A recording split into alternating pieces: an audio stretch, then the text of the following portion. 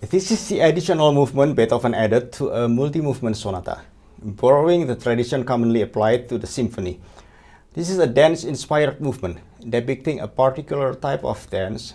Here it is the French-originated dance, minuet, or translated into minuetto in Italian as what Beethoven wrote here.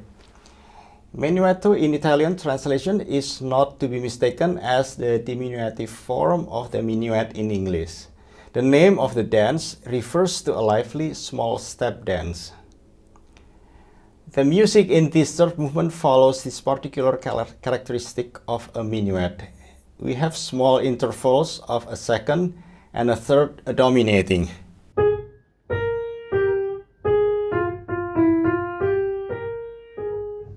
First of all, I believe this dance-inspired movement has no purpose of accompanying a real physical dance. Rather, it portrays more a dance of the soul, a little entertainment, a little playful sanctuary for the restless Beethoven. The staccati and the slurs heighten the playfulness of this movement.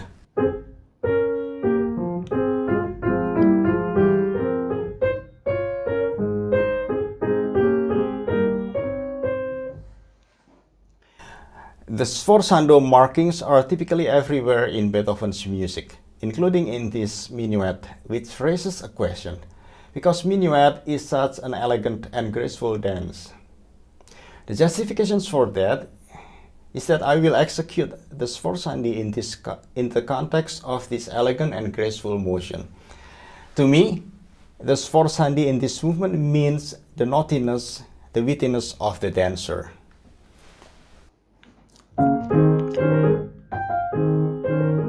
Or here.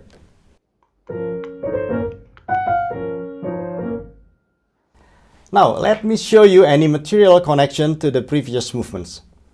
Let me replay the theme of the first movement.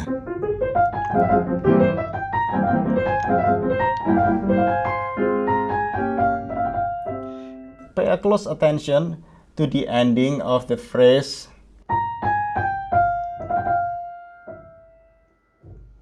Now let me play the theme of the second movement.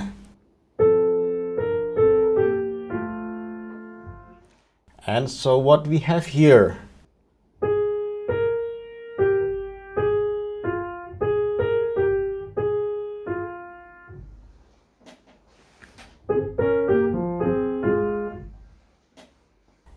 It became a tradition in the classical period that a dance-inspired movement is coupled with a trio. For example, in this third movement, we have a minuet and a trio as a pair.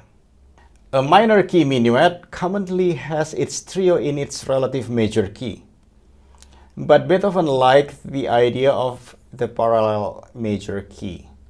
So we have here the trio sections in F major, just like in which key the second movement of the sonata is.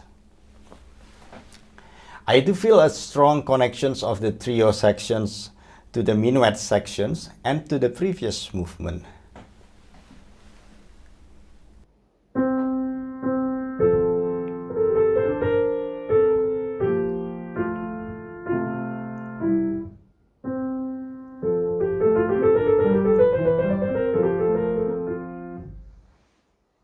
Don't you feel it is like some sort of variations of the second movement's theme, this trio section?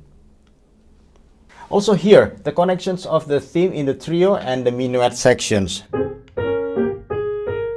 Now this trio section has such figuration in its running notes.